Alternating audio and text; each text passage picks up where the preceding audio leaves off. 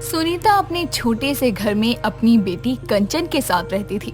वो लोग बहुत गरीब थे और गर्मी बहुत ज्यादा पड़ रही थी। उनके पास कोई ढंग का पंखा तक नहीं था और उनके पास पीने के लिए ठंडा पानी भी नहीं था।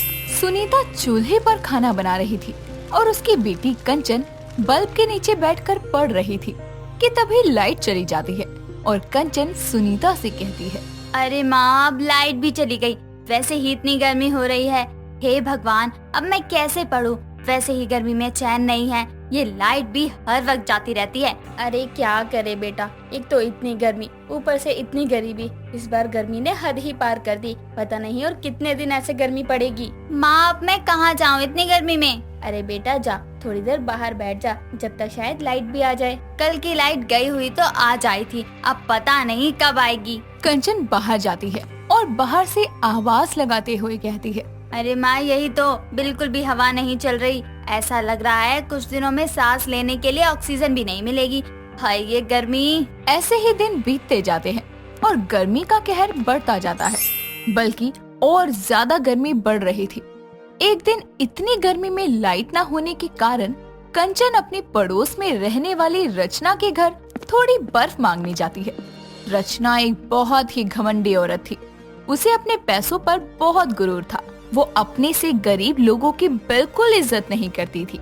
कंचन रचना से कहती है, रचना दीदी, ओ रचना दीदी, जरा नीचे तो आइए। अरे क्या हुआ? क्यों गला फाड़ फाड़ के चिल्ला रही है? फिर कुछ मांगने आई है क्या? अब क्या चाहिए? दीदी, गर्मी बहुत ज्यादा है और आज हमारे घर में तो लाइट भी नहीं आ रही। आपके घर में तो इतना बड़ा फ्रिज है, थोड़ी सी बर्फ दे दो आप। नहीं है हमारे पास कोई बर्फ। हमारा फ्रिज समाज सेवा करने के लिए नहीं है। इतनी गर्मी है, हमें ही ठंडा पानी नहीं पूरा होता, तुम्हें कहाँ से दे दे? इतना ही शौक है ठंडा पानी पीने का तो फ्रिज क्यों नहीं ले लेते? अरे तुम कहाँ से लाओगे? तुम्हारे पास तो ढंग का पंखा तक नहीं है। दीदी, गर्मी ज्यादा है, इसलिए तो मैं बस थोड़ी सी बर्फ मांगने आई थी। बोला ना तुझे, नहीं है कोई बर्फ हमारे पास। समझ नहीं आता? ऐसे ही मुंह उठाकर मत आ जाया कर। कुछ भी मांगना, थोड़ा अपनी हैसियत का भी ख्याल रख ले। तू आ जाती है रोज रोज। कंचन निराश होकर वहाँ से चली जाती है और घर जाकर गुस्से में अपनी माँ से कहती है, माँ, कितनी घमंडी औरत है वो। उसने मुझे बर्फ तो दी नहीं, साथ में इतना उल्टा सीधा सुनाया भी। मुझे पता नहीं क्या क्या बोला उसने। अरे कोई बात नहीं बेटा, ऐसे नहीं बोलते। वो तुमसे बड़ी है और हमें किसी भी चीज के लिए लालच नहीं करना चाहिए। जितना हमारे पास है उसी में खुश रहना चाहिए। माँ, आप हमेशा ऐसे ही कहती रहती हो। अब हम कब तक ऐसे ही गरीबी में जिंदगी बिताते रहेंगे? अरे बेटी, तू चिंता मत कर, भगवान सबके साथ अच्छा करता है, हमारे साथ भी होगा। सुनीता ऐसे ही बात को टाल देती है, लेकिन उसे पता था कि कंचन को रचना की बात का बहुत बुरा लगा है। इसीलिए वो बाहर से कंचन को एक बर्फ का गोला लाकर देती है, जिसे देखकर कंचन कहती है, अरे माँ, आप ये गोला कहाँ से ले आई? और तुझे बहुत गर्मी लग रही है ना, इसलिए मैं तेरे लिए बाहर से ये बर्फ का गोला ले आई। अब तू उस रचना की बात को सोचकर निराश मत हो। अब कुछ दिन ऐसे ही बीत जाते हैं और गर्मी है कि कम होने का नाम ही नहीं लेती। एक दिन सुनीता दिन में खाना बनाती है, लेकिन खाना खाने के बाद भी थोड़ी सब्जी बच जाती है। तो सुनीता कंचन से कहती है, अरे कंचन बेटा, ये लो, ये कुछ सब्जियां खाने के बाद बच गई हैं, इसे ले जाकर रसोई में रख दो। ये शाम के खाने के लिए हो जाएगी। इतनी महंगाई में कहाँ तक तीनों टाइम सब्जियां बनाएंगे। लाओ माँ, मैं रख देती हूँ। इतना कहकर कंचन सब्जी को रसोई में रख कर आती है और शाम होती है। सुनीता खाने के लिए रोटियां बनाती है और सब्जी सुबह की रखी थी, इसीलिए सुनीता सब्जी नहीं बनाती। जैसे ही वो खाना खाने बैठते हैं तो सुनीता कंचन से कहती है, अरे बेटा जा, तो जरा रसोई में से सुबह की सब्जी उठा कर ले आ। ठीक है माँ, मैं अभी लेकर आती हूँ। कंचन अंदर सब्जी लेने जाती है और अंदर से अपनी माँ को आवाज लगाते हुए कहती है, माँ, ये सब्जी तो खराब हो गई है, इसमें से तो स्मेल भी आ रही है। अरे क्या बोल रही है, जरा ढंग से सुन, अभी दिन में ही तो बनाई थी, इतनी जल्दी कैसे खराब हो सकती है? अरे सच में माँ, बहुत गंदी बदबू आ रही है इसमें से। शायद गर्मी की वजह से सब्जी खराब हो गई है। अरे ला, जरा मैं देखूं, पता नहीं क्या क्या बोलती रहती है। ये तो सच में खराब हो गई। अब क्या करूं? हम खाना खाने बैठे हैं और मैंने तो कुछ सब्जी भी नहीं बनाई, ये सोचकर कि दिन की सब्जी हो जाएगी। माँ, ये खराब हो गई ना? हाँ बेटा, ये तो सच में खराब हो गई। रुको, मैं अभी जाकर कुछ और सब्जी बना देती हूँ। ठीक है माँ, तुम जल्दी से जाकर कुछ बना दो। बहुत जोरों से भूख लगी है। सुनीता तुरंत रसोई में जाकर चूल्हा जलाने लगती है और सब्जी काट कर बनाने लगती है। अरे मर गई रे कंचन, ओ कंचन जल्दी आ। क्या हुआ माँ? अरे ये क्या, आपका हाथ कैसे जल गया? अरे बेटा सब्जी बना रही थी और जैसे ही सब्जी चूल्हे पर से उतार रही थी वो मेरे ही हाथों पर गिर गई। लाओ माँ, मैं आपके हाथ पर दवाई लगा देती हूँ। माँ, अगर आज हमारे पास गैस चूल्हा होता तो खाना भी जल्दी बन जाता और आपका हाथ भी नहीं जलता। हाँ बेटा तू सही बोल रही है, ये गर्मी और गरीबी किसी दिन हमें खा ही जाएगी लगता है। ये कहकर सुनीता अपनी गरीब होने की व्यथा व्यक्त करती है कि तभी लाइट चली जाती है। कंचन सुनीता से कहती है, माँ अब लाइट चली गई, बहुत गर्मी लग रही है, अब कैसे नींद आएगी? लगता है रात भर ऐसे ही गर्मी में मरना पड़ेगा। लाइट का तो पता नहीं कब आएगी। ऐसा कर तू मेरे बगल में सो जा, मैं तुझे हाथ वाले पंखे से हवा कर दूंगी, तुझे गर्मी नहीं लगेगी और नींद भी अच्छे से आ जाएगी। ठीक है माँ, आज मैं तुम्हारे पास ही सो जाती हूँ। और कंचन आकर सुनीता के पास सो जाती है। एक दिन कंचन के घर के बाहर कोई ऐलान कर रहा था, जिसकी आवाज सुनकर सुनीता कंचन से कहती है, अरे कंचन जाकर देख तो जरा, बाहर जाकर कौन है, शायद कुछ बेचने वाला आया है। ठीक है माँ, मैं देख कर आती हूँ।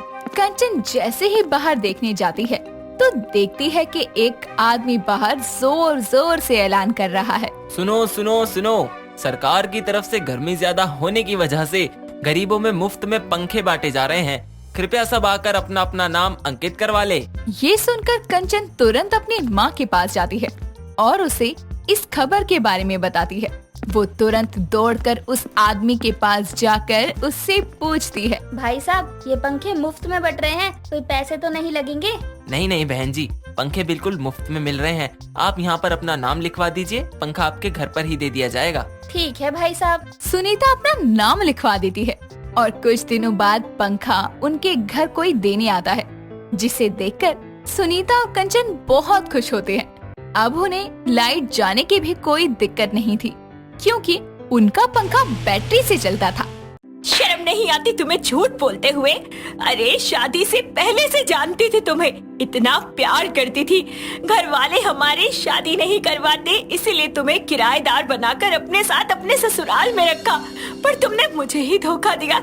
इतने सालों तक मुझसे ये बात छुपा कर रखी कि तुम्हारी शादी हो गई है, पर तुम्हारे 5 साल की बेटी भी है।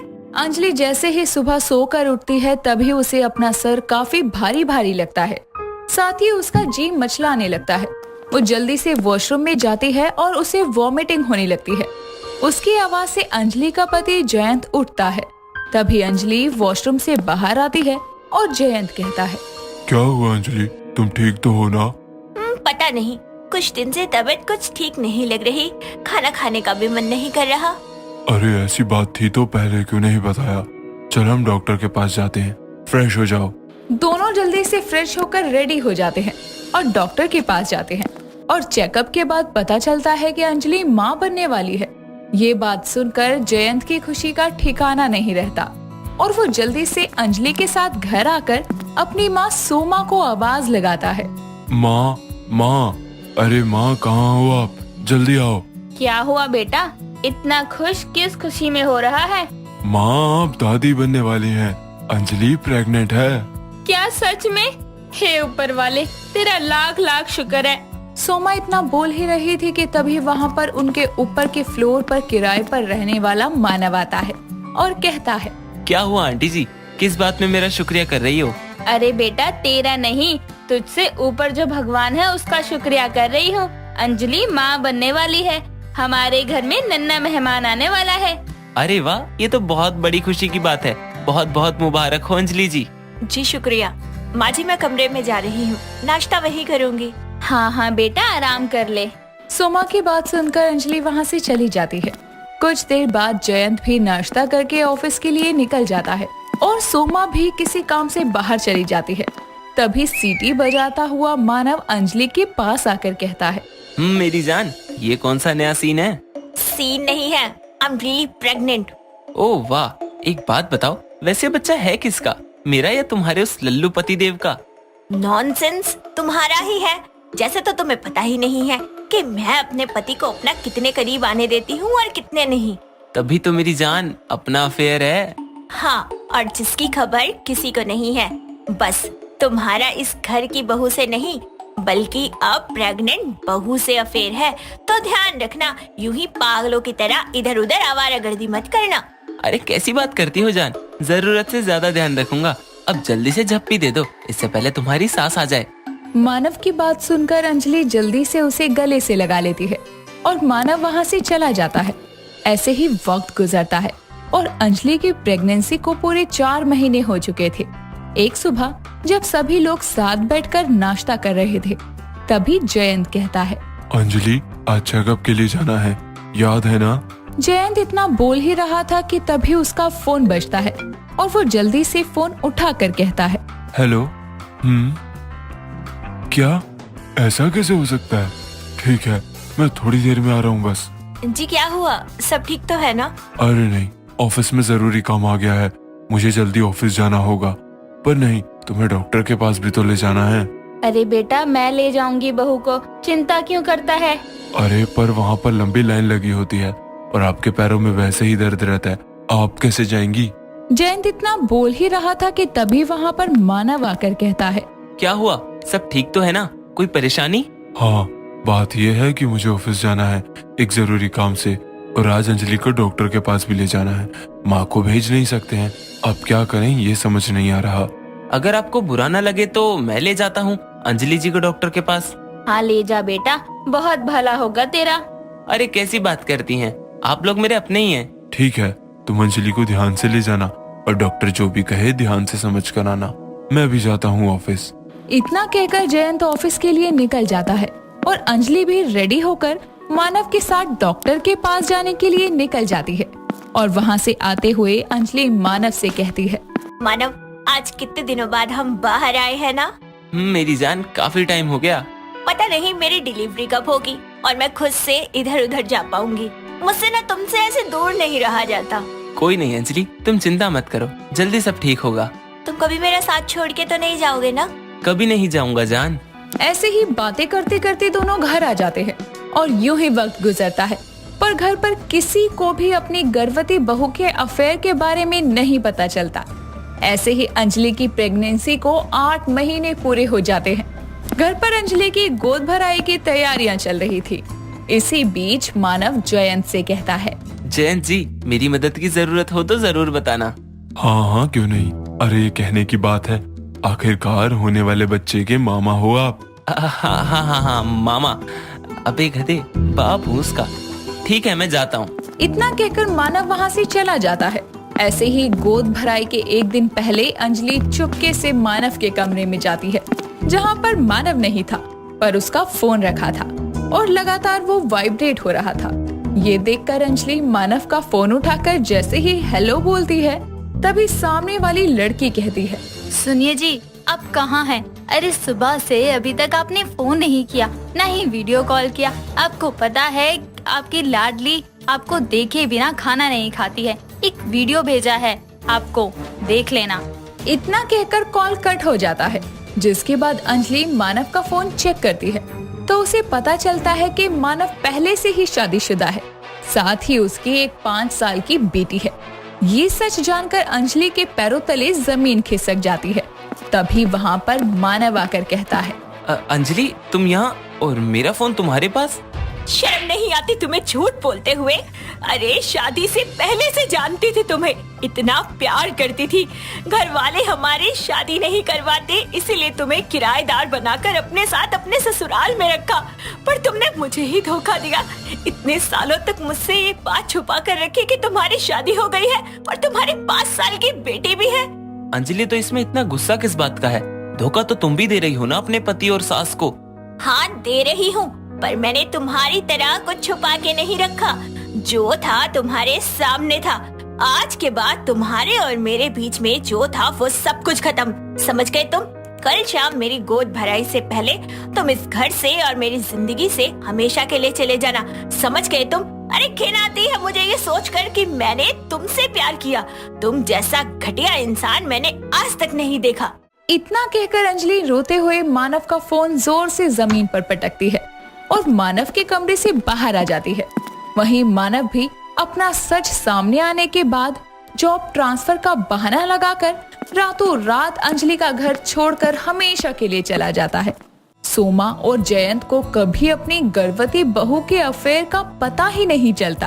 अंजलि का ये सच हमेशा के लिए उसके अंदर ही दफन होकर रह जाता है। दोस्तों, अगर आपको ये कहानी पसंद आई तो इसे लाइक करें, शेयर करें और कमेंट करके बताएं कि कहानी में आपको सबसे अच्छा क्या लगा।